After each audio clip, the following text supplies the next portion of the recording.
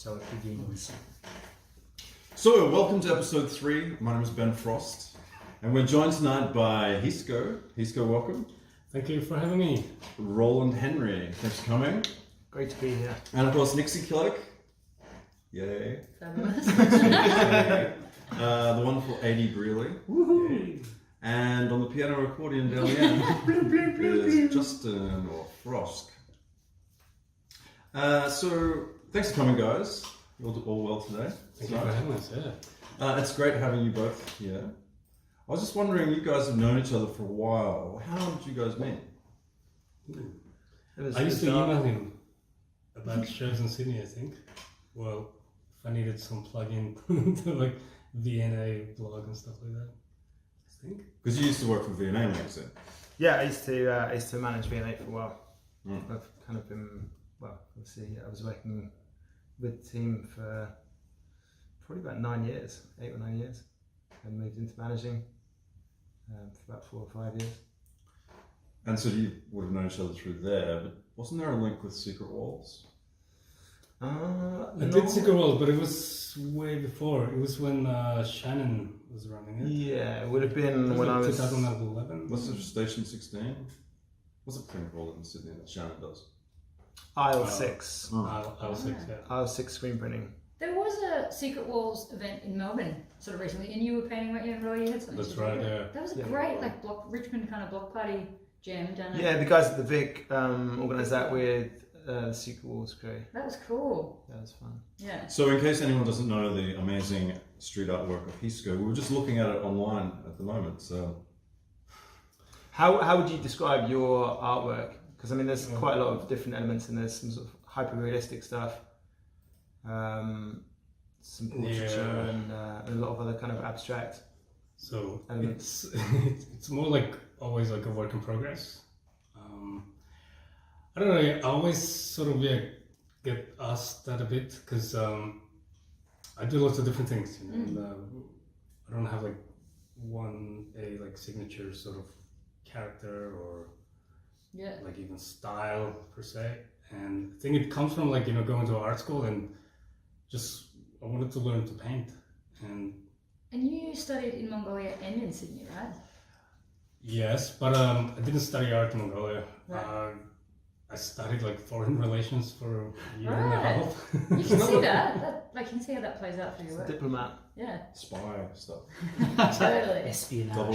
Well, the story is that I was good at art, but family wouldn't have me like, you know, just drop everything, follow art. Right. So, but I also was good at languages, so foreign relations was to go. Makes sense. How do your family feel about your artwork now? Well, I had to come here first, and then I did like a business course for a couple of years. I was meant to get an advanced diploma of international business, and then managed to fail accounting twice. Ooh. Easily done, I'm sure. And I just gave up. So like that was the only subject short of the advanced diploma. And I was like, look, I walk away with diploma of business management, and that's good enough. So I showed that to the family. So like, look, I got a diploma. Now I want to go and do art, and that was that. Yeah. And they were all good. Yeah. I mean, they were worried for a long time, and then just sort of more or less recently they kind of relaxed. Well, you've well and truly proved yourself, though. Thanks. For sure. So we're just looking on screen at the moment, if it's recording, of the silo you just did recently. That's right, yeah. Was that the second one? Or because you've done two? Yeah, so that's the second silos. It's in a town called Grenfell in New South Wales. It's central New South Wales, a couple of hours from Canberra, inland. It's massive. Yeah, 32 meters, I think, those front two ones, and then 22 meters the other two. And How long did that take? 5 weeks. What's inside those silos? Well, Jelly beans. they use they just store grains Liberals. and all the Greenies probably and the Liberals on the outside. no, I think that they still use it. Awesome. Yeah. So I have been watching the silo process from a lot of different artists. you've chosen a very nature-based theme. I think a lot of the other artists I saw were using people from the area. What was the limitations or the brief when you did something like that? Well, when it comes to your silos, it's often like, just almost like dictated by the local community, like Cool. the clients. Yeah, totally. Like so, and they will like, I get them to just give me a list of things they want to see painted, and that was the case with the first one in With Alley, where I made a trip there. It's like about 6-7 hours drive up north, and worked up there and just had a little meeting with the guy who owns the silos, the council representative, and a few other local cafe owner and stuff like that, and just sat around and talked about what would you like to see painted, and well, it's a shearing and farming community. We want to see a shearer and a farmer, but couldn't be like anyone in particular. Right, yeah. Small town politics, I guess. Yeah. Yeah, true. And so I had to find images that depict those everyday, Yeah. farmer and shearer. And so I found this one image online, because especially shearing is always you look at the pictures, they're all hunched over like this, so you can't really fill up that whole tall narrow space of the silo. So I found one image that was the guy pulling up the sheep, so that worked. And then I tracked down the photographer, and it was Millie Brown, who I think based in South Australia. So I just contacted her, said, can I use your image for this? I'm submitting for this silo art, and she was really nice about it, go for it. Cool. And the other image was I photoshopped 3 different photos together. Nice. Just to create my own farmer. Did you become a local after 5 weeks living in a community like that? Well, Surely you would yeah, but I think Grenfell's mostly kind of older generation population, lots of retirees and stuff. Yeah. So it was way more mellow. Whereas in With Alley, I met a whole bunch of guys that are more or less around my age as well. And Right. which much smaller town, just one pub, one country club. Yeah, You just right. end up either at the club or at the pub. So I just drank a lot, and you make good friends. Yeah, everyone must have been really excited to see the progress of it. I imagine you would have had people, especially there for that long. People would have been, I know I would have been sticky baking, wanting to meet the artist and, see as it unfolds. Yeah, Really no, exciting. every day there would be just cars pulling up, Yeah, right. having a look, and I wave, and then they just drive off, and then another one comes. So, And how do these, because obviously you've done a couple of silos so far, how do these projects come about in the first place? Is that something you actively seek out? Well- or do they come to you specifically? Well, they came to me somewhat, I guess. Yeah. The first one, I got an email saying we have this open call for artists to submit designs for this silo art in New South Wales, and I don't know, they must have just looked up some artists who've done big walls or whatever, and so I was really surprised, and I sent it off straight away. And second one just came directly off the back of the first one. So right. I did the first one in 2017, and the second one came a bit later after that, and the first one got put on the stamp and stuff. So Yeah, that's right. We were in the supermarket. Is that where we both snapped? No, at the Australia Post. Yeah. We bought the thing. Yeah, we got yeah, it. We so got Well, both what the of hell them. do you do with That's stamps that you buy?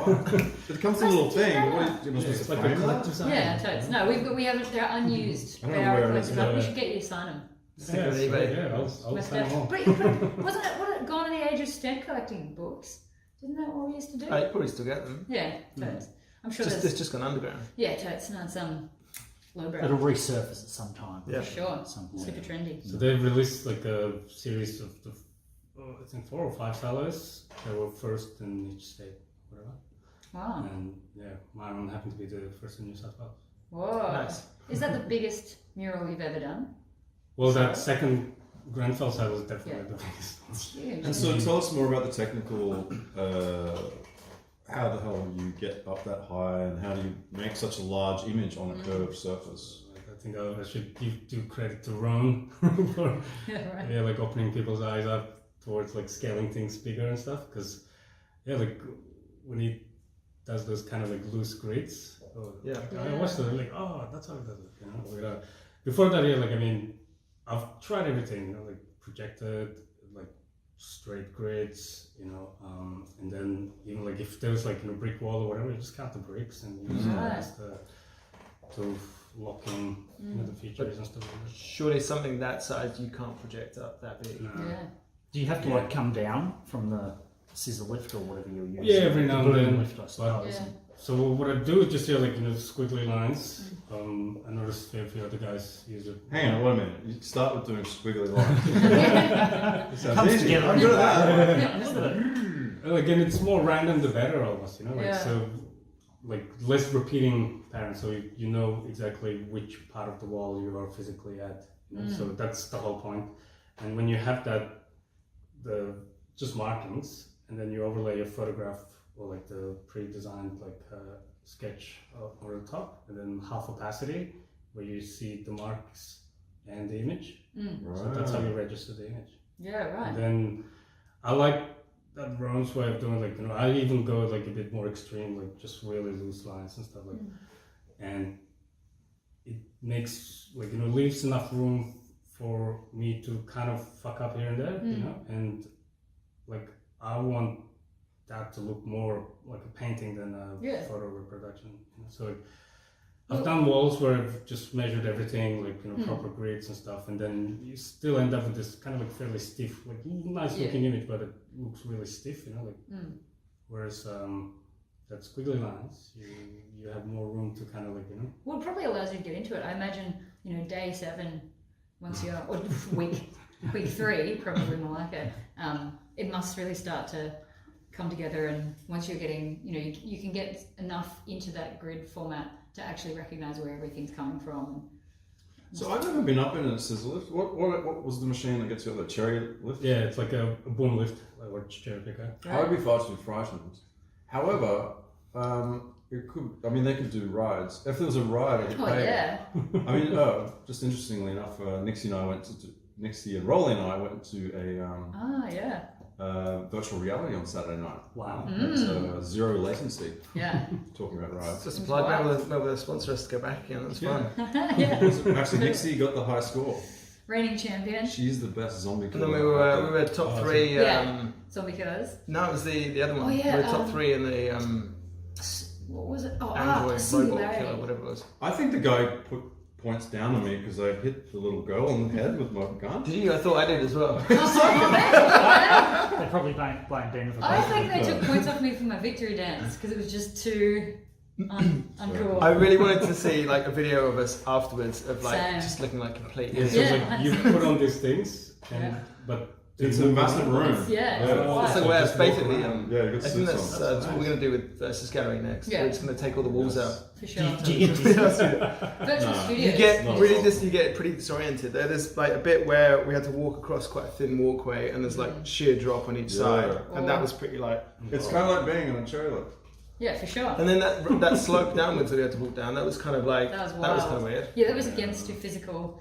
Yeah, we must look like know-how. So you're actually moving around the room, like literally. Yeah. Oh yeah, So, totally. yeah, But like I free reckon roaming. they curate the Free game so roam. you Free only have to do the ranges. same square. You just walk around in sort of circles and then so double back. they must have just designed it. So. Yeah, it's But genius. you can change every time. No, so Rolly and I, we went on like an elevator by ourselves, and these guys were fighting over there. But as we were fighting and like shooting and stuff, I think you're doing really well, but probably doing really badly. There's a dude watching you, and he can tap into your earphone and say, "Ben, you're getting too close to the wall." Because I noticed, you probably noticed as well, we were fighting down, shooting these zombies, but if you were watching us play, we were like up against the wall. So that's like it fit more people in the game. Crazy times. But maybe you should think about offering virtual reality mural painting on silos. Well, I should That's just right. take up one of those like the 360 camera Yeah, things, totally. just plant it there. We just did that for the last Yeah, exhibition. true. didn't we? Yeah. We did. Yeah. For Don't Mind Dog Size. I don't think I saw the finished. Yeah, Radiant 360. Wasn't it like an actual video as well? Oh, the little Yeah, the 360 Death camera. Star. yeah, Death They've Star in the done- middle of the room. Yeah. It's like that looks cool because you actually like move around and see like your actually. It was amazing how 3 hours intimidated of me people were. drinking beer in one spot. The woman who's running the, she has all the equipment and she runs the business. She kept coming up, she kept coming up to me and saying, "Can you go and hang out with it and talk to it?" Because people were like, "Oh, what's that thing?" and kind of staying away from it. So we kind of went right up to it and we're like, "Okay, cool, let's hang out and talk to this guy." It's really quite a strange. Well, the other weird scenario. thing is that obviously it's in the middle of the room and everyone's looking at the art around the outside, Yeah. so like the backs of people's heads. Yeah. Stuff, like, Totally. Yeah, it's just checking everyone's bums out the whole time. Yeah. So, have you had any close calls on said scissor cherry lift? Like, I would imagine like a falling can would create quite a lot of damage. So I did drop one can. And it was like Woo! from like Killed the 30 child. meters, and Oh. surprisingly it survived. And like it's a loop Wow. can, and it just like the bottom like bulged out like pretty much heavily. Did it hit someone in the head? No, it was just like It's empty. shaky. Well, like the can was fairly full, and then I took a little video, and then posted it. And the loop color guys so like, "Oh, can you send us the video?" So I sent it to them, and they posted it. Nice. Yeah. This can survived 30-meter drop. Scott is They're going to going be to give you some free paint. Hopefully, I don't know. fingers crossed. Give me some free paint. I love that. So are you mainly using fat caps when you're painting like that? Pretty much, yeah. I mean, like, I've been using like this chisel tip, like the fan cap a lot, Okay. because it just covers nice and easy, and you can get skinny lines in an angle as Sideways, well. yeah. And yeah, like it just surprisingly that became my main go-to cap for large scale rolls. And then like the thing with like fat caps, like it sprays out and it's still in the shape, so like you always get these lines, you know. Right, Whereas with the fan, it's like just one line, so you can actually like Yeah. Okay. Blend get it. like much nicer, even coverage Right. and less paint, I suppose. You know. Right. It's amazing in your practice, like when I go through into your studio, the pieces that you work on in there are so fine and detailed. What are you doing in the studio? Well, just when I'm walking up there, checking out all the stuff, trying to talk to 80 down the back, rock and roll. It's amazing seeing, like, especially in preparation for your Versus show, seeing some of the really fine, detailed brushwork. I mean, that's such another end of the spectrum compared to that scale. Yeah. Well, my practice originally was pretty much like A4 size Right. and really detailed, like like ink pencil drawings, and like all black and white as well. Oh. And I did it like to a degree where like I was just pretty nuts, like obsessed with cross hatching and stuff. Like Wow. just really like death metal kind of Yeah. dark artworks. But I also was at that time worked at this signage company where I had to like use Stanley knife and cut like just prints and stuff like that like all day. And that in combination of just drawing all the time gave myself RSI. And I had to like stop drawing like that because it just like I couldn't do it anymore. And it's funny, like because I'm right-handed, I do everything with this side, and then you stop using it, so your left side takes over. But and then it got injured, like copied that injury exactly on this side. So like for nearly a year, I had to wear the straps and go to like physiotherapists and stuff. Wow. So are you ambidextrous? No, not really. But I mean, with a can, I'm kind of trying here and there, like especially if you're on a ladder. Unless you go down and move ladder like this, or just use this hand to do it like this. Totally. Yeah, I remember you, HEESCO, in the early days doing all those light boxes. Yeah. And those Yeah. beautiful cross-hatched That illustrations. was the extension of that sort of practice. Yeah. Yeah, they're And- beautiful. But yeah, like because of that, like I totally had to like change how I like draw, and I got more into painting. Yeah. And painting's more shoulder, like full body thing, you know. There's a, can I say dirty joke? Yes. Yes, please. this analogy one of my lecturers made, Matthias Gerber, Mark's brother. Yeah, right. Because he was one of my lecturers at uni, and he came up to me one day like, it's like you're masturbating, like sitting there like just doing this, you know, whereas you could be painting big and having sex. You know? I was like, oh, you know. And that's how your second child was born.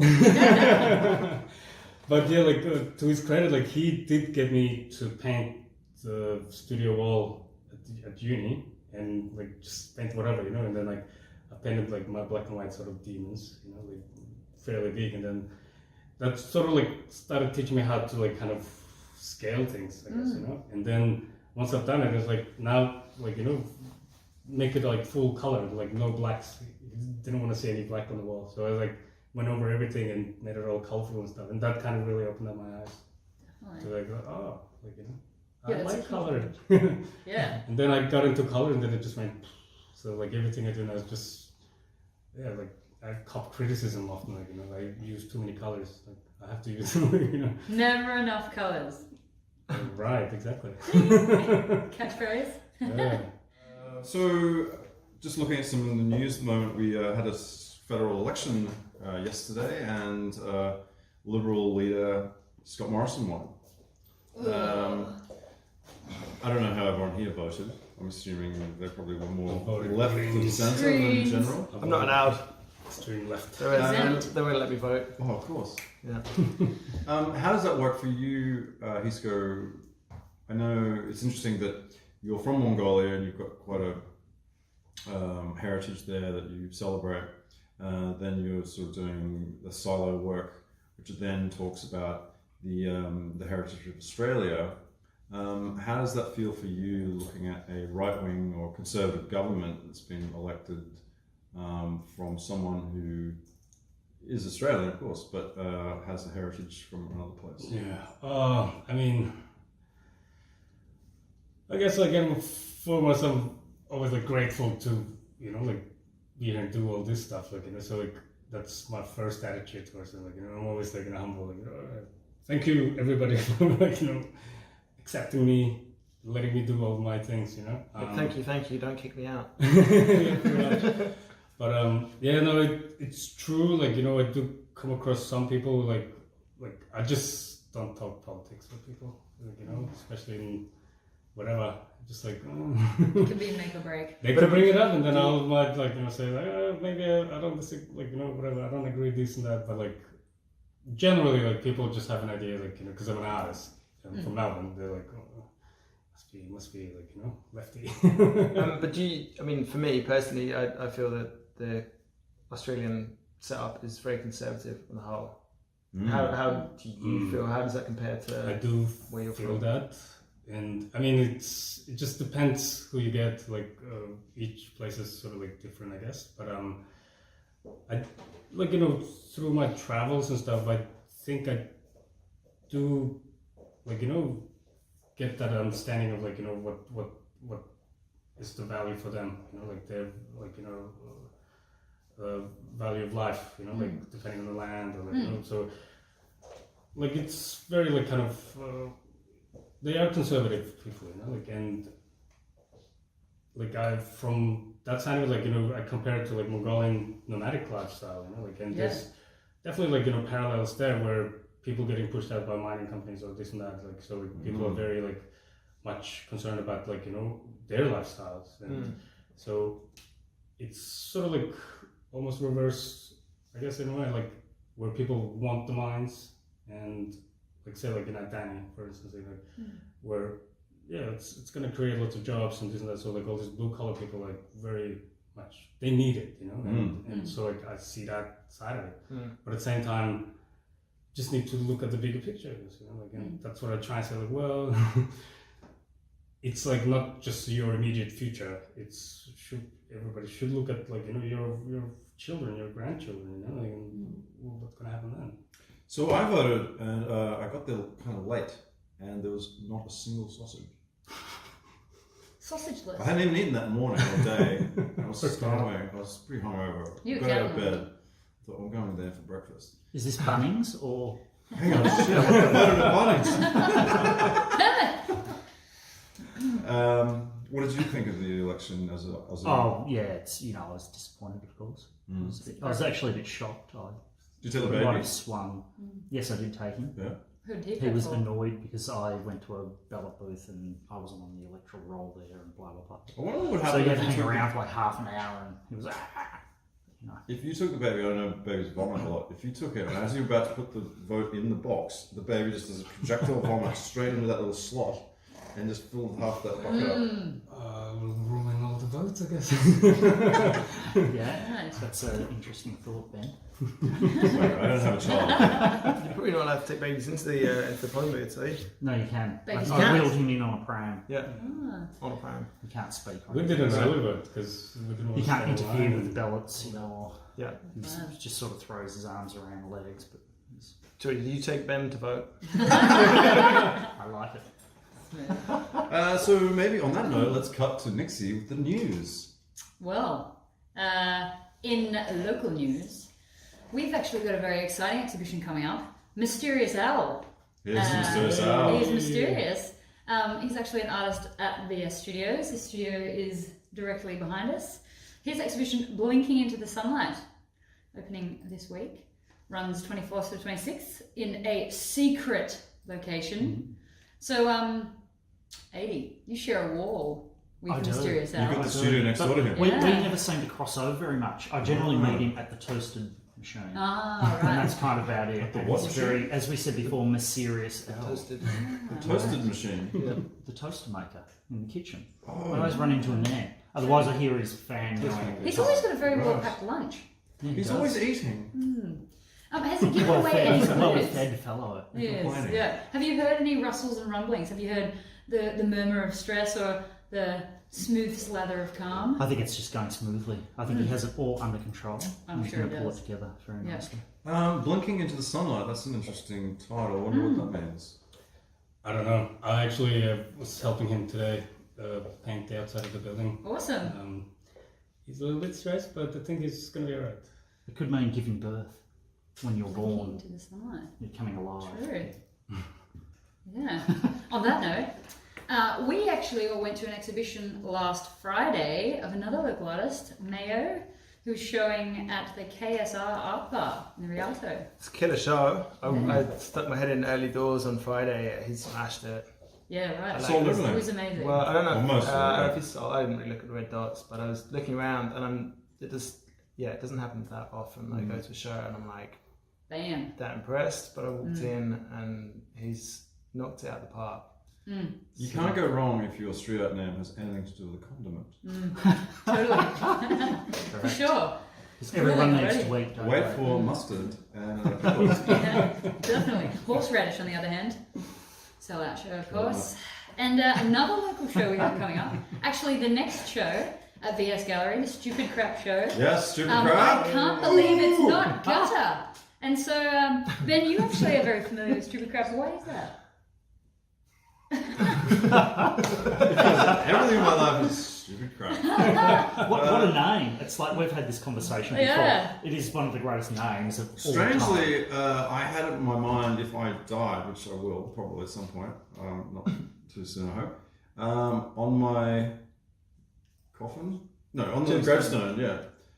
Yeah, to me, coming up with the name Stupid Crap and putting a K in there, So for those playing at felt home, was like a bit of genius. Oh, so I started a online print company called Stupid Crap in Sydney. God, it must have been about 12, 13 years ago now. Was quite a passion project for many years. I recently, last year, got out of it because I wanted to concentrate more on my own stuff. But my good business partner at the time, ex-business partner Aaron Craig, now runs Stupid Crap and is doing a fantastic job. And we can't wait to have his exhibition yeah, it's going to be here a phenomenal show. on the 31st, I think, of Yeah, yep. May. Yes, it is. And there's going to be some amazing players involved. Well, we're just looking at it here online. Totally. Yep, there's some interesting dudes coming Who's this down. FROSK Near one and guy? far. So it's a group show. It is. All originals. Yep, canvases? international And group show. what's exactly Some what big they've been names in doing? there. Why have they called it I Can't Believe It's Not I Gutter? can't believe it's not gutter because each artist has been given a bowling pin to do with what they wish.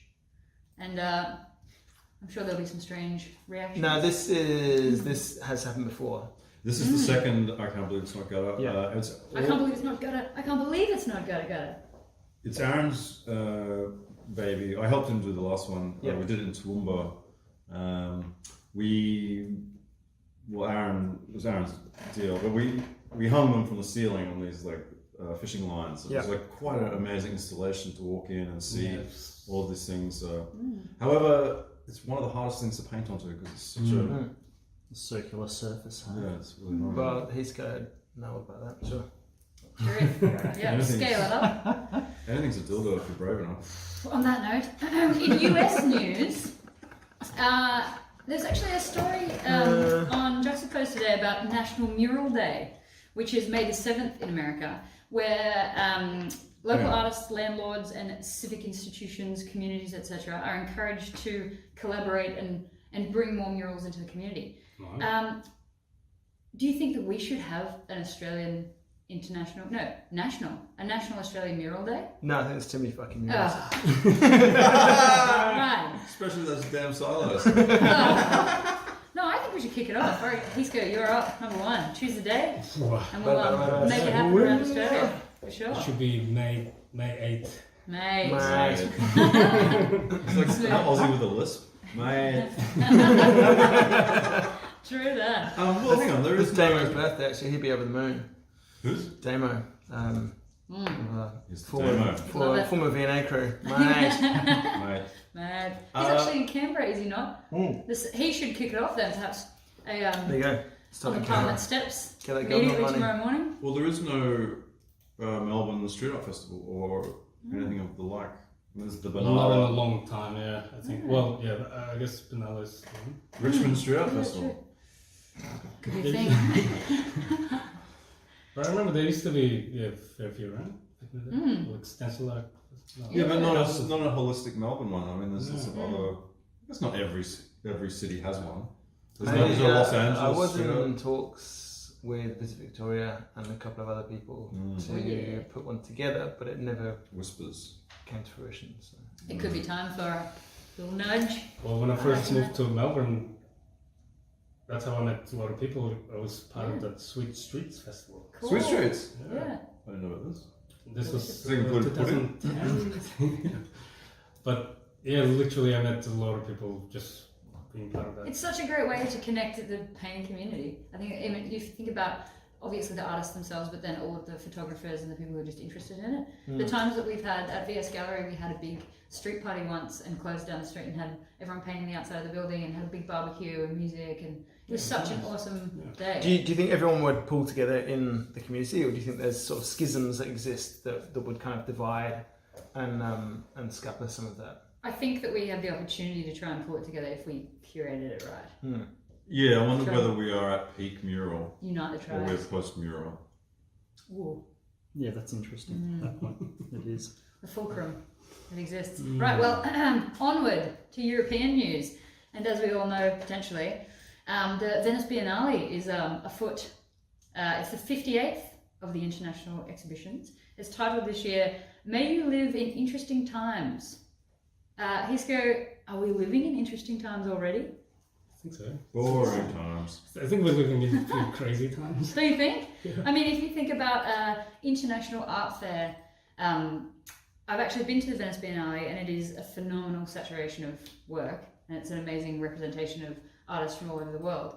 But if you think about that as a title, it's it lends itself to political reactions and in the artwork.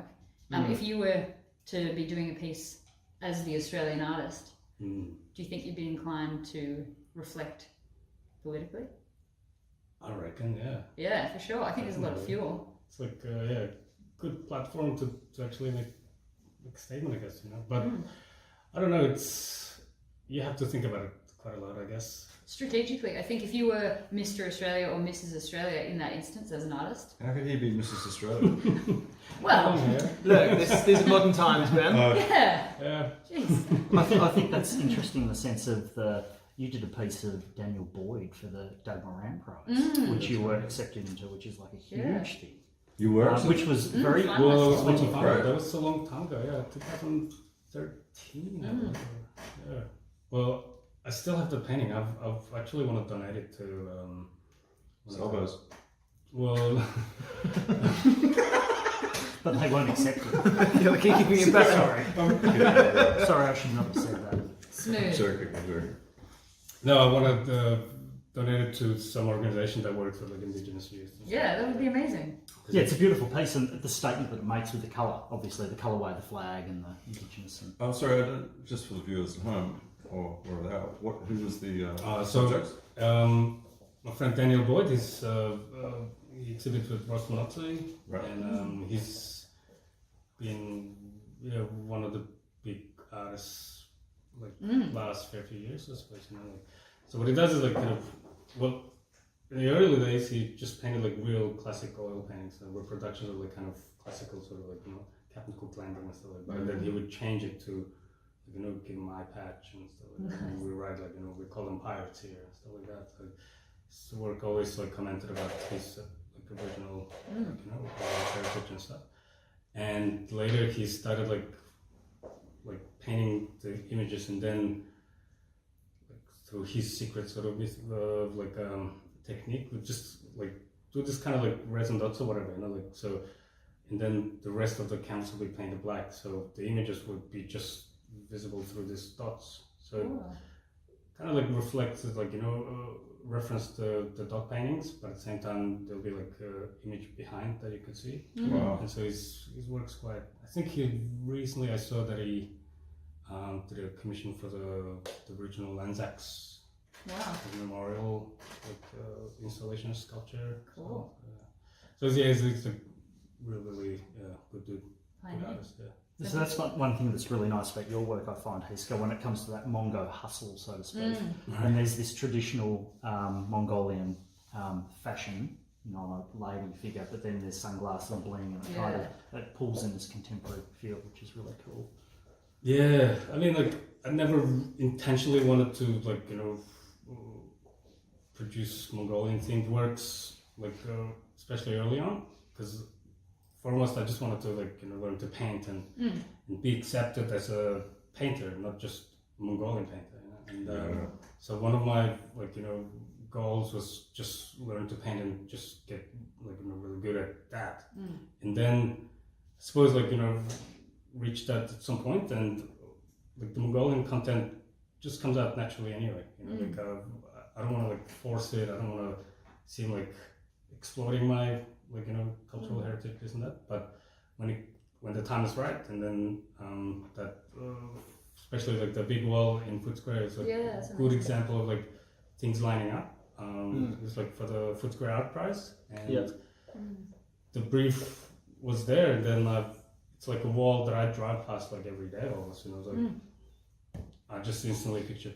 I had that sort of idea for a mural for quite some time, and I chased a few walls, like, you know, privately, and then never got it, because it's like big walls are just always very tricky.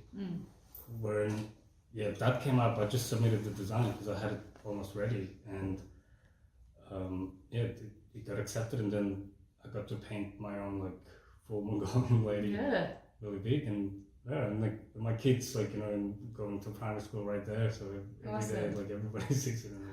It's like, my dad did that. You make your entire income generally out of just doing murals, right? Pretty much, yeah. So how many?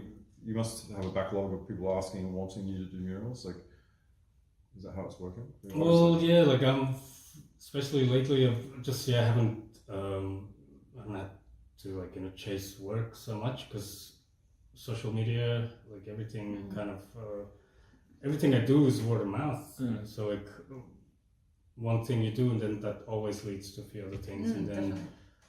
Like the bigger projects always take longer time. Like the last silo was like almost a year of just talking back and forwards, you know, and a couple of other jobs were like that, like just going back and forth, like, you know. And so, like, just working for myself, the advantage is that, I suppose, like, I can sort of direct, like, keep talking and like kind of trying to work it out, and then as soon as something looks in, I can look it in, and then keep working, like, you know, to line up the other parts. And And do you find it hard to put a price or a value on that work, or do you just literally kind of break it down by day and then put a day rate on it? Yeah, so I've resorted to just working out how long it will take, and then I have like a base, like, daily rate, and then that will be the starting point. And depending where it is, like, you add other expenses like travel and accommodation and putting allowance. But then, I mean, obviously, if it's like, you know, Nike or some huge multinational, do you then just like double it? But do you do that? Because I know you have worked with, I know you did YouTube recently, which is cool. But is there a limit that you would stop at working with a corporation like that? I definitely do have like certain, I don't know, like I think there is definitely like a line. I don't know. It's a tricky question because like, I'm an artist. I want to be like as real as I can be, but at the same time I have a family, kids, mortgage. So like, sometimes those things dictate as well. Like if I'm doing alright with like all these other jobs and something big comes up, like I don't know, like if it doesn't feel right, I've passed a couple of jobs like that where it just doesn't feel right, and also like doesn't work with the time frame or the people I'm dealing with are not as easy, and so there are like a few variables that I kind of navigate.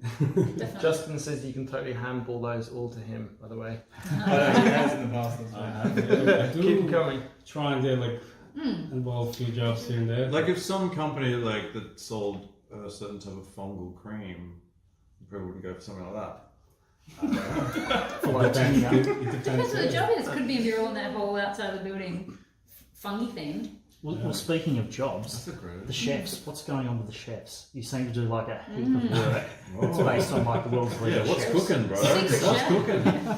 Hard cooking. Well, I think I gotta talk about Ben Shuri and Attica restaurant for that because Which is an amazing restaurant. What is this? I don't know this. Great restaurant. Attica's been voted like last year I think number 20 or whatever in the world, and best like Australasian restaurant as such. So they like continuously like been on that sort of high end. Where is this? Where is that? Ripley. So did that come about? Because I know Tom Gerard has strong links to the restaurant himself as well. Did that come through Tom, or was that a separate? Well, like I started working with Ben back in 2013. So Tom got in through you. Well, no, like Well, that was the first. Did you get a kickback? No, I have nothing to do with introducing them. I think Ben actually went to Tom's show at Gromley. Yeah. And I think they met there. But I remember, like I do refer to like so some artists here and there to Ben because like the story how we met is like quite funny because like someone sent me a link to like I think like a broadsheet ad or whatever where Attica placed a little ad saying like looking for artists to paint like this portrait of a chef at the back wall of the restaurant. Cool. But it was like you paint that and then in exchange you can have like dinner for two. And it was like sure, like, but I forgot about it.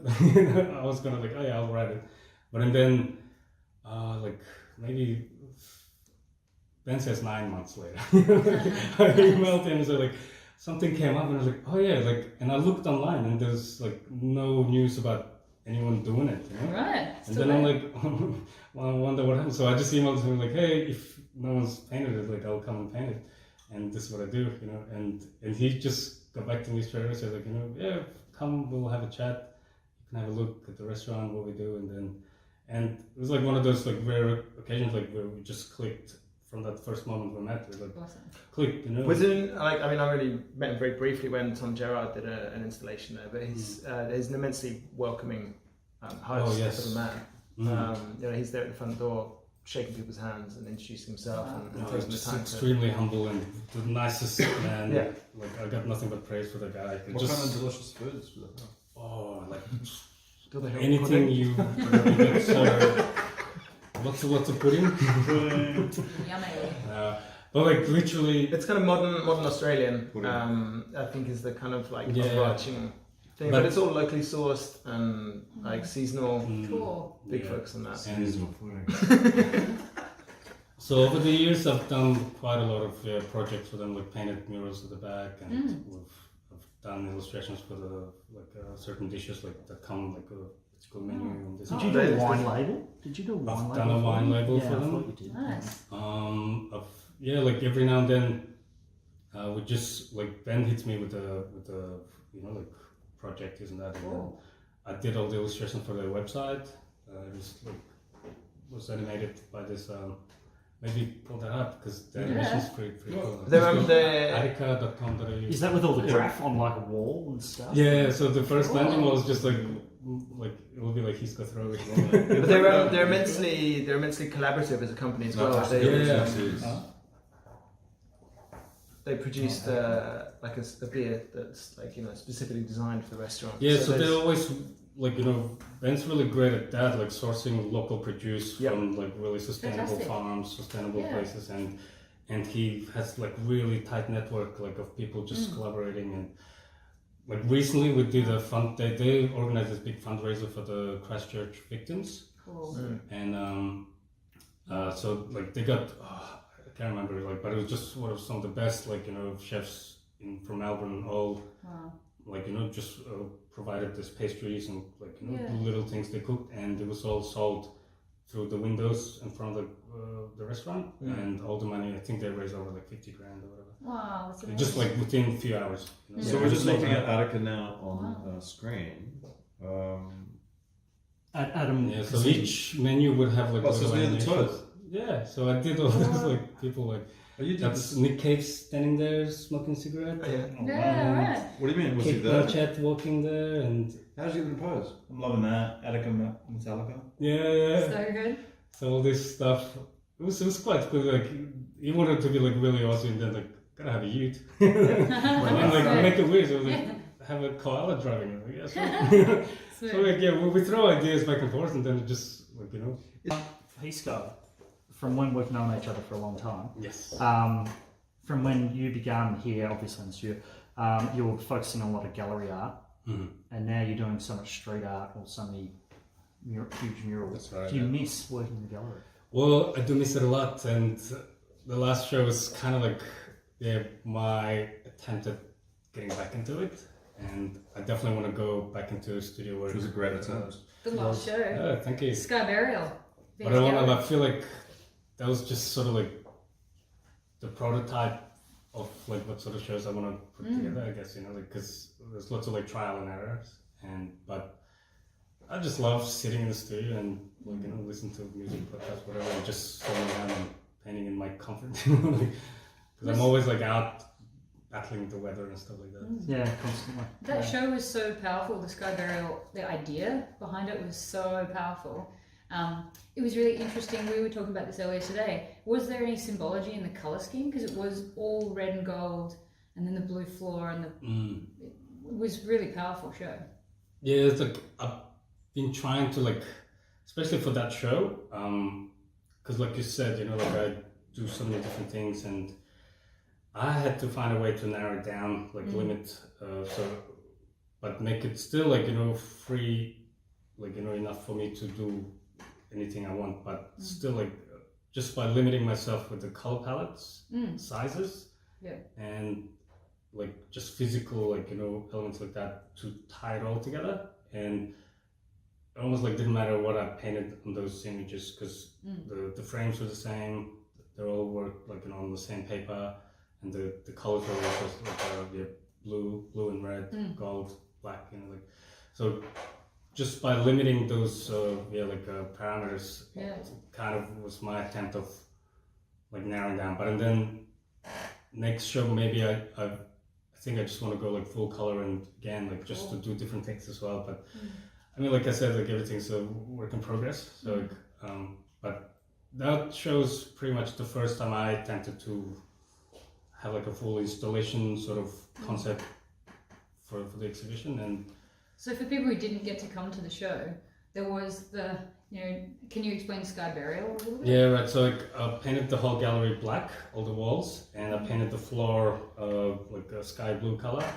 And I had this projection shooting onto the floor, and it was like time lapse of clouds moving. And shout out to my friend Kevin, who helped with all the video components of the show and documenting and stuff. A smoke machine. And the smoke machine, yes. Ben lying on the floor. Yeah. Well, like this, it's all like smoke and mirrors, like totally. And I think like especially the smoke part came from like Ben Shuri actually, because he got me involved in this event they did in Sydney as part of a food and wine festival called Woodstock, and it was completely nuts. Like they had this like built like a pretty much like a studio space, sort of like with this makeshift wall inside this warehouse where all around is just like stalls, people selling wine and food and like and in there like that was the Attica event like in a room, and it was all black. And I rocked up in the morning, painted some of these like veins, blood with red veins, and we wrote like the Ripley Riot. It's like this kind of almost like a punk band sort of thing, And but the performance was, we all had this like dressed in overalls and this funny masks, and as soon as people like it's like ticketed event, people walk through the door and then just like hit by this like the loudest like punk rock, heavy metal sort of music. Did you actually have a band for that? No, or just like just music blasting. Yeah, and band's collection. There's all this extreme like like good music, so we're just all like going at shit. And as soon as like maybe like 1-2 minutes in, I drag Ben down to the floor, and then I have like a can of baked beans in my hand, and I like kind of like pretend to smash his head in, and we had this like sponge with shitloads of like fake blood, and so like I would be hitting like the sponge, so this like blood's kind of like splattering and stuff. People just go like, what the fuck is it?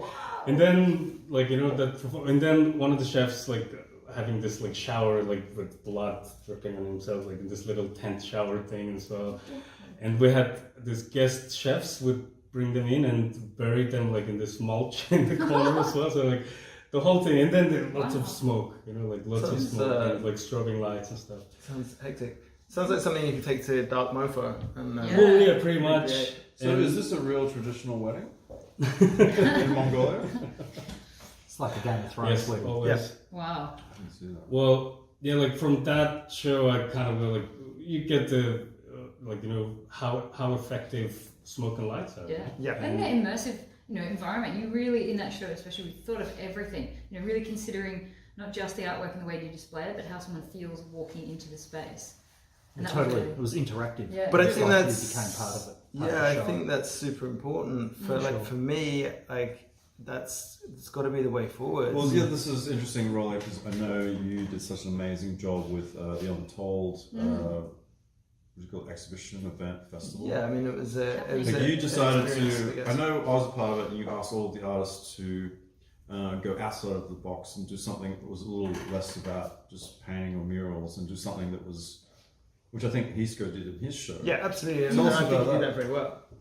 And hopefully Mysterious Hour is going to like give people an experience in his show as well, and jolt people out of the ordinary. Because I mean, I've been to a couple of art shows. Yeah, no, I think what you did, Rolly, there was quite different from Yeah, that was normal. really Definitely. good. It was really outside of the box. Well, yeah, I mean, I've been to a couple of art shows, and for me, I mean, as with the kind of as we touched on with the murals, it's kind of got to that point where it's like, it's another mural. Yes. And it's like, it's another art show. And how many times can you go to a white room and look at canvases on the wall and be stunned and amazed? I mean, there are people that can do that. They can pull that off very well. Like, Connor Harrington, you're going to go there and look at his artwork and be blown away, even if it's just a blank space. But I think for the majority of people, and for me particularly as someone who really enjoys going to look at artwork, I think it's important that people do start switching that up and playing with those spaces, playing with that experience. And with the VR stuff the other day, you kind of within such like immersive, interactive worlds in our daily lives through like just little screens in our hands. I think it takes quite a bit to actually really shock someone. You have to kind of up the game. You have to like create. With Ryan's show, he's thinking about the music, the atmosphere, and I think it's super important to start seeing these exhibitions as an artist as projects, and kind of almost sort of project managing them. And the way that Rowan is really pushing the boundary of what he does is stepping into that project management role and producing the show. Yeah, it almost becomes like a movie set and stuff. Absolutely, the whole aesthetic You have to, sort of yeah. goes the whole thing. Yeah. It's not just going into the artist's mind. You sort of walk in, look at the works. It's creating a world, I suppose. It's and that's for everyone to come in and experience like the artist. I think. It's above and beyond this whole condiment-based art. It definitely is. Yeah. Although Mayo's show was again, it was delightful. That's an interesting Needed space. more pudding. It did need more pudding. It was an interesting space. I mean, even like he had like sort of little installations in the space, and there's like backwards. There was a fantastic show earlier this year. The Japanese artist Shohei produced that 2 meter tall sumo wrestler sculpture, and then kind of went in and did all the fine penwork and sort of tattooed it. I think I actually own the portrait of him that 2-1 did. Oh, wow, yeah. But that's like those things, and Rekka's show backwards as well was the Japanese bondage. Forget the actual name of it, but God, I must have got it late. I didn't see that part. Well, he actually wanted to was Shibari. Shibari. Into Shibari. But that's it. It's diving into, beyond the 2D experience. Yeah. And thinking about how you can affect someone's experience. There's so many different avenues to do that, but figuring out how you can curate that holistic experience.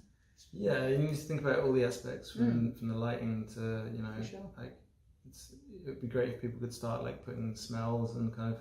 Oh yeah. Oh, don't get me started. Well, I have a friend who's a filmmaker, and we used to live together back in our uni days, and he's a pretty successful filmmaker now. And one thing he used to say is filmmaking is like an ultimate art, because you have moving images, lighting, you have painting, photography, acting, dancing, whatever. It's it kind of combines everything, and this shows a kind of reflection of that in a sense. Not just have picture and everybody's seen that, and whereas have a setting, have a certain mood, and just work all the different angles. It's like everything should be kind of directing towards the main concept, I guess. It's like walking into a painting, thinking about pretty it much, instead of walking into a room. I was with so painting. drunk in an opening the other night, I walked straight into a painting. I believe it. Not the first time. Yeah. So actually, it kind of reminds me of the piece of work you produced for Untold was the skeleton. So did you leave a face imprint on the canvas? I'm not that. Oh, Ben Frost is dead, but still, no, I mean that was a great. I don't know. I think for me that was one of the most important things I've done in the last 10 years. And Walking into a painting drunk. He woke up out of his stupor after that. I'll tell you a story, right? So I was in Sydney with Oliver at the Oxford Art Factory. Mr. Heath. Yep. And we were at, unbeknownst to me, the graduate exhibition of the University of wherever. University in New South Wales. Right. What's the letters of that? UNSW? Whatever that place was. Kofa. Kofa or something like that, yeah. Right. Anyway, so we're inside the Oxford Art Factory, which is a nightclub, and they had all of the artwork on the walls. I don't know why it was so dark. Maybe we got there late and they must have turned the lights down to let the bands play. Anyway, we walked around and there's this little table up on the mezzanine, and I'm like, we've been drinking, whatever, I'm starving. So it's this table, there's this little table, and I'm like, oh, that looks good. And so there was some kind of loaf. Anyway, I cut myself off a bit of loaf, and I started eating it. I'm like, this is disgusting. This poor young girl comes up to me and she's like, "You're eating my installation!" So me and Oliver were just like, "I'm bloody hungry." So, unbeknownst to everybody in the dark, I thought that was some sort of offering of dip or something, but it was but she'd made it out of wax or something that's non-edible. Nice. So I managed to go to the Kofa graduate show and ate someone's installation. That It was our literally the most most hilarious thing I've ever heard in my life when I did it. I'm still laughing. Completely interactive. Yeah, really good Yes. art. Immerse Yeah. yourself in the artwork. Oh, it's Totally. this is horrible. I should have done a review on Yelp. Well, see, one piece that I really liked in your Untold show that you created, Callum Preston's. Yeah, he smashed it. cathedral-like stained glass. It's like, you know, brought out like some godlike, you know, installation. I thought that was beautiful. Yeah, he sort of recreated a sort of little altar, sort of church-like experience in there. That was. I mean, everyone really stepped up to the plate in that show, and we worked really hard with Reach Foundation and Caden, the Malt District, who backed it, to create a narrative, and that ultimately was actually untold stories. So it gave everyone the opportunity to kind of explore a kind of connecting theme, and to create or recreate their own kind of story in that space. And that kind of wove through all of it really quite strongly, I feel, from, you know, I mean, Michael Peck produced The Boat, you could sit in and write your earliest memories, and that kind of built up and grew over time. Chaz from the London Police had all these kind of like little bits and pieces hanging from the ceiling that people could kind of touch and squeeze and make noises with and interact with, and that kind of really kind of drew that space together. A huge variety of different work too, like it's vast. You know, as a body of work comes together for a group show, that's like really vast, and you know. Well, and very textual, and it really did bring things beyond the boundaries. Like a lot of those interactive elements really broke that invisible barrier between the audience and the piece. It sort of was a bridge. And I mean, we were lucky enough to work with Neo Normal on that as well, and they are an experiential agency, and they helped us kind of like to shape that space. And obviously the Arteria team as well helped to create that space for people to kind of walk through and turn an empty abandoned building into something that was almost like a sort of a kind of a walkway, or a kind of an experience that you walk through and participated in. It was almost its own little festival. We were talking about festivals earlier. Yeah, there's nothing really been nothing quite like that. There was international flavours, Definitely. as well as local. Yeah. There was an incredible camaraderie between all the artists, and you could really feel that amongst the space when you went in there, I think. You know, it was really well curated on every level, even just looking at people who were going in there to experience it, and people, it was just total saturation. And you were saying earlier that you have been in discussion with Reach to do another project? Yeah, well, hopefully we'll bring that idea back. We sat down with all the teams that kicked in and kind of drew together the central themes and narratives and structure of what that was and what that could be. And I've been in talks with Reach to hopefully do something similar next year. It takes the sort of fair amount of planning. I mean, as you guys know from doing shows and producing clothing, that's like, you know, the final piece probably has, you know, a year or two in the making. So we've got a bit of a lead time on it, but it's whether we kind of scale that to that size again, or whether we kind of pare that back a little bit and create something a bit more boutique. I know they do kind of gala dinners, so perhaps Oh my some god. experience around that. We're just discussing that last gala dinner we went to. Oh yeah. Because we saw, who did we see? Tom Gerard and his girlfriend. Yeah. And I hadn't seen her for a long time. And Since the dance floor from that. we were at Claire. Connor's show. Yeah. And she appeared before me, and I was like, I haven't seen you since that time. But yeah, that was quite a night. That was fun. It was a great time. But yeah, I mean, those gala dinners they do are something quite removed from the art world, and to be able to draw in the kind of Puddings. My the god. puddings, The puddings they had at that gala, my goodness. but to be able to draw in something of that kind of like, because it's a very high-end thing to go to a dinner. It's all like, you know, ball gowns and black ties, and it's all kind of like pizzazz and wow and speeches and presentations, which can sometimes get a little bit sterile. I mean, I know you guys hit the dance floor. I had to leave Nixie on there, but I see in action. but yeah, to be able to kind of like offer what they do in terms of like the the sort of class of the dinner, but to be able to make that an art Yeah, experience I've as never well seen would be it kind of quite cool. like that. Yeah, I think that ability to reach out to the broader community in terms of the Untold exhibition, and if you think about the sort of ripple effect that had on Melbourne, it definitely became something that was beyond an art exhibition in the sense of it being, you know, almost a theme park experience or something. It reached such a broader audience of people that potentially would be intimidated or wouldn't necessarily go to an exhibition, an art gallery, or, you know, wouldn't necessarily get involved in maybe that kind of experience. But it just bridged all those gaps and created such a holistic. And it's also like part of like what we do, I suppose, like from the artist side of it. It's nobody's like, you know, technically like, you know, comfortable in the gallery setting, I suppose, you know, like everybody's like, you know, working on different mediums, like, you know, mostly outside and stuff like that. So like that gallery game, I think people look at it differently too. So it's been really amazing having everybody here tonight. What's happening for you next, HEESCO?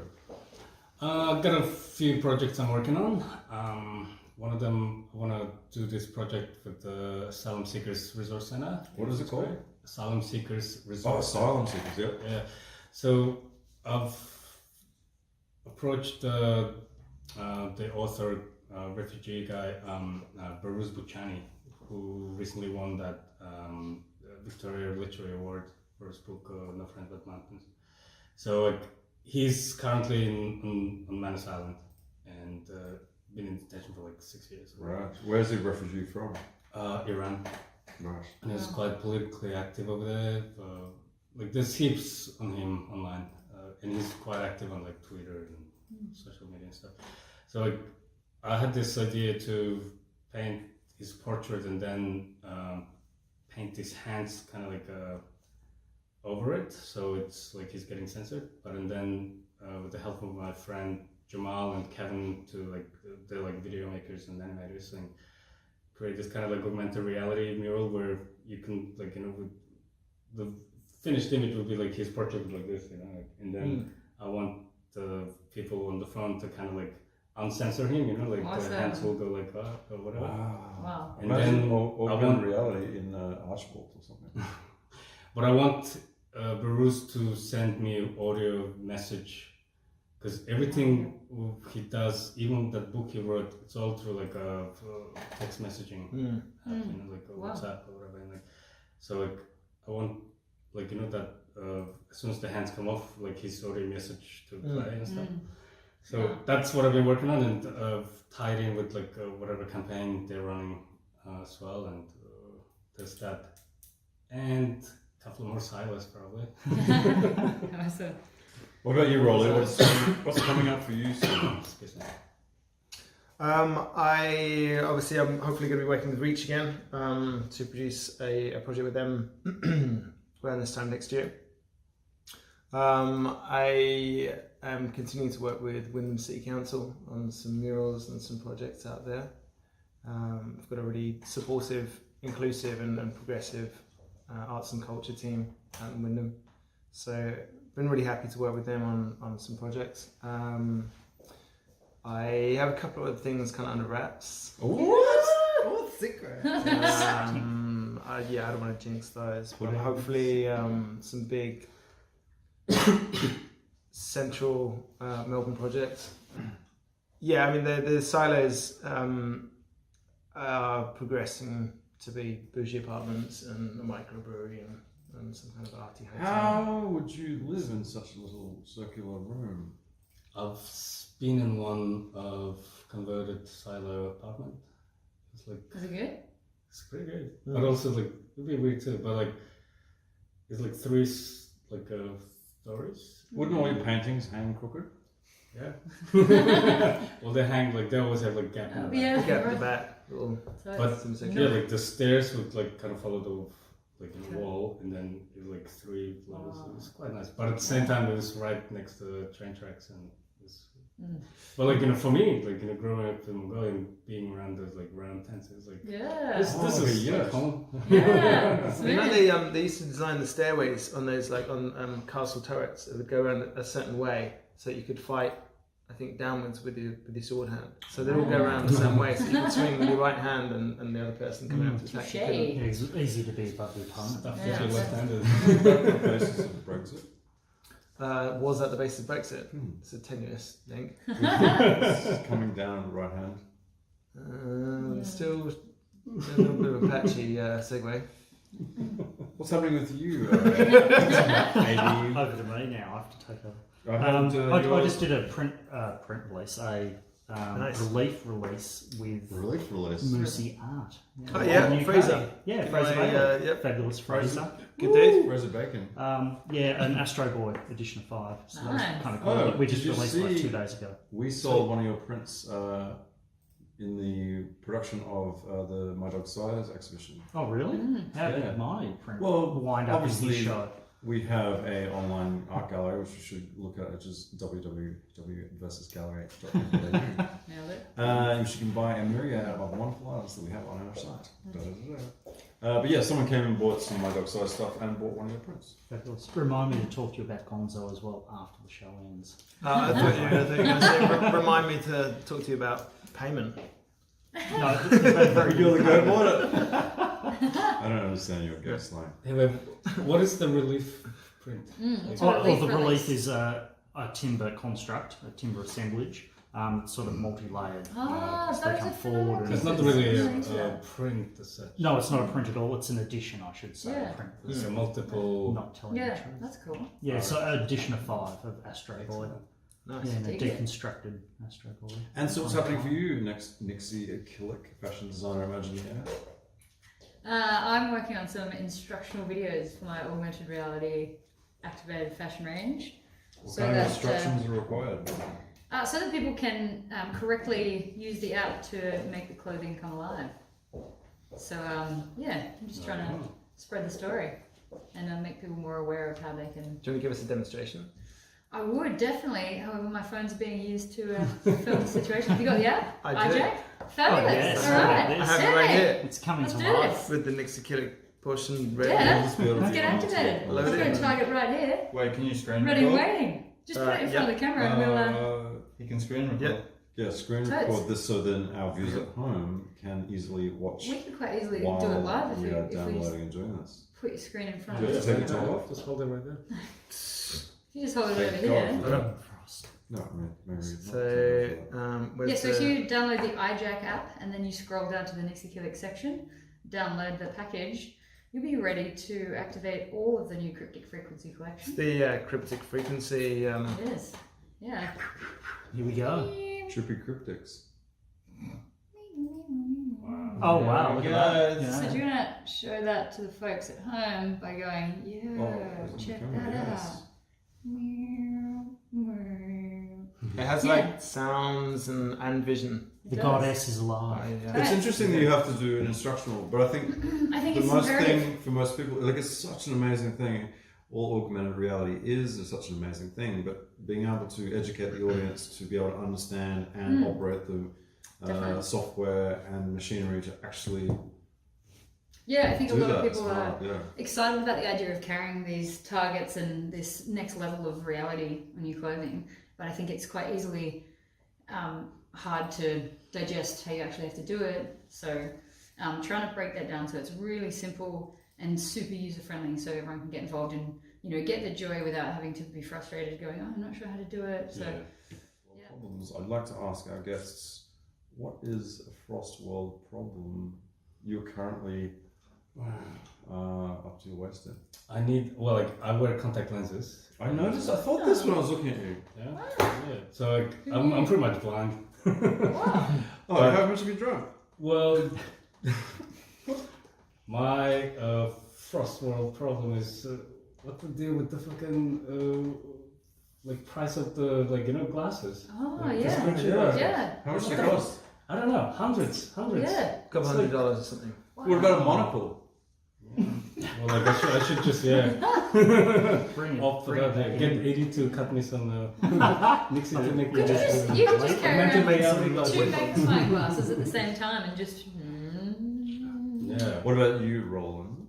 What's your frost world problem? Oh, having to get up in the mornings and go to work at the moment. It's pretty outrageous. Oh, because you're doing some movie stuff at the moment, aren't you? Yeah, I am. It's They start on godly hours, don't they? it is. Yeah, some horribly early mornings. And it's not getting any easier with the coldness and darkness that's setting in. True. Yep. Hollywood. But it's going to wrap soon, so I'm hungry to get into some new projects. You could hopefully end up on the cutting room floor. What is your Well, after the election, it'd have to be the Liberal Party, I suppose, wouldn't it? Oh, yeah. 2019 election. But anyway, Election, I'll just sorry. leave it at Erectile dysfunction. Yeah, exactly. What about you, Nixie? What's your... Oh, I thought we spoke about being guests. I didn't prepare a Frost World problem. No, I didn't maybe you either. can think on the top of your head. I was just I was Oh, stopping top of my up head. mine. Well, actually, I've just looked down to my cup and realised lipstick is my Frost World problem. I've just recently this week run out of my perfect, most fabulous shade, which I did buy 5 different tubes of the same one, and they're not stocked anywhere. Finding lipsticks that stay when you eat and drink, and you don't have to keep reapplying. Okay, thanks so much, everybody. This has been fantastic. This has been Frost World Problems. We didn't do your frost world problem. Yeah, come on, Dan. Come on, man. Okay, so Oh, I just want to get home to spend all my time playing PlayStation 4 Spider-Man. Yeah! Thanks, everybody!